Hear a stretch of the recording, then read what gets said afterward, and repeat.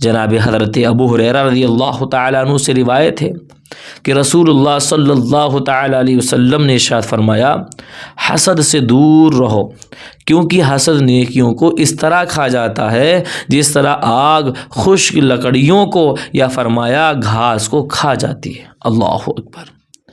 الحمدللہ رب العالمین، والصلاة والسلام علی اشرف الانبیاء والمرسلین، اما بعد، ان اللہ وملائکتہ یصلون علی النبی یا ایھا الذین آمنوا صلوا علیہ وسلموا تسلیما۔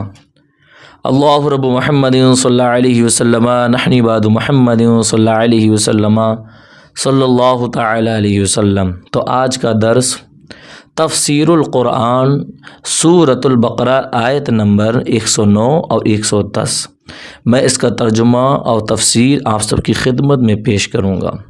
اور سماعت کرنے سے پہلے اچھی نیتیں کر لیں۔ حضور کی حدیث پاک ہے، نیت المؤمن خیر من عملہ، یعنی مسلمان کی نیت اس کے عمل سے بہتر ہے۔ میں بھی اچھی نیت کرتا ہوں، آپ بھی اچھی نیت کر لیجئے۔ تو چلیں سماعت کریں۔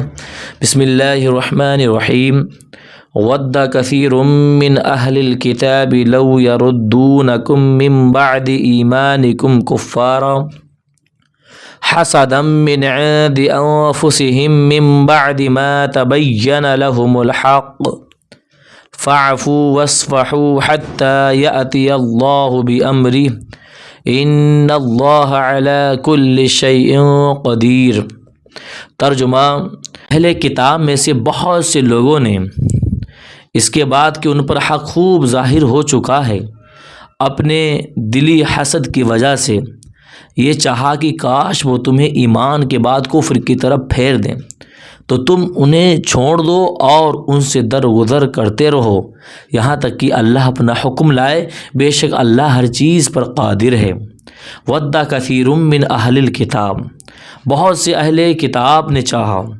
جنگ احد کے بعد یہودیوں کی ایک جماعت نے حضرت حذیفہ بن یمان، حضرت عمار بن یاسر رضی اللہ تعالیٰ عنہما کو معاذ اللہ مرتد ہونے کی دعوت دی، اور ان بزرگوں نے سختی سے رد کر دیا، اور پھر حضور اقدس صلی اللہ علیہ وسلم کی خدمت میں حاضر ہو کر اس واقعہ کی خبر دی، تو حضور پر نور صلی اللہ تعالیٰ علیہ وسلم نے فرمایا کہ تم نے بہتر کیا اور فلاح پائی۔ اس پر یہ آیت کریمہ نازل ہوئی۔ حسداً، حسد کی وجہ سے اسلام کی حقانیت جاننے کے بعد یہودیوں کا مسلمانوں کے کفر و ارتداد کی تمنا کرنا اور یہ چاہنا کہ وہ ایمان سے محروم ہو جائیں، حسد کی وجہ سے تھا۔ اس سے معلوم ہوا کہ حسد بہت بڑا عیب ہے، اور اس کی وجہ سے انسان نہ صرف خود بھلائی سے رک جاتا ہے بلکہ دوسروں کو بھی بھلائی سے روکنے کی کوشش میں مصروف ہو جاتا ہے۔ لہذا ہر مسلمان کو چاہیے کہ وہ اس سے بچنے کی خوب کوشش کرے۔ جناب حضرت ابو ہریرہ رضی اللہ تعالیٰ عنہ سے روایت ہے کہ رسول اللہ صلی اللہ تعالیٰ علیہ وسلم نے ارشاد فرمایا، حسد سے دور رہو، کیونکہ حسد نیکیوں کو اس طرح کھا جاتا ہے جس طرح آگ خشک لکڑیوں کو یا فرمایا گھاس کو کھا جاتی ہے۔ اللہ اکبر۔ یہ حسد، حضرت وہاب بن منبہ رحمۃ اللہ علیہ فرماتے ہیں کہ حسد سے بچو، کیونکہ یہ پہلا گناہ ہے جس کے ذریعے آسمان میں اللہ تعالیٰ کی نافرمانی کی گئی، اور یہی پہلا گناہ ہے جس کے ذریعے زمین میں اللہ تعالیٰ کی نافرمانی کی گئی۔ یاد رہے کہ حسد حرام ہے۔ فاعفو، اور تم معاف کرو۔ کفار کے ساتھ جنگ کے ذریعے بدلے لینے کے بجائے نرمی کی تمام آیات کا یہ حکم ہے کہ وہ جہاد کی آیتوں سے منسوخ ہے، جیسا کہ اس حکم کے آخر میں خود فرمایا، یہاں تک کہ اللہ اپنا حکم لائے۔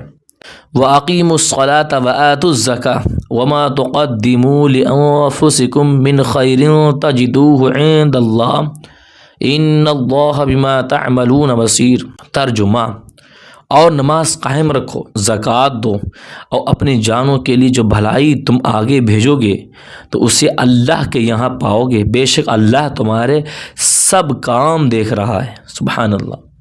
وَأَقِیمُوا الصَّلَاةَ، اور نماز قائم کرو، یہاں مسلمانوں کو اپنی اصلاح نفس کا حکم دیا جا رہا۔ اس سے معلوم ہوا کہ آدمی کسی بھی دینی یا دنیاوی اہم کام میں مصروف ہو تو اسے اپنے نفس کی اصلاح سے غافل نہیں ہونا چاہیے۔ عین حالت جہاد میں بھی نماز خوف کا حکم موجود ہے۔ طلاق کے مسائل بیان کرتے ہوئے بھی اللہ تعالیٰ نے نماز اور تقویٰ کے احکام بیان فرمائے ہیں۔ لہذا اگر کوئی نیکی کی دعوت میں یا علم دین کے حصول یا کسی دوسرے اہم دینی کام میں مشغول ہے تو اسے اپنی اصلاح سے غافل نہیں ہونا چاہیے۔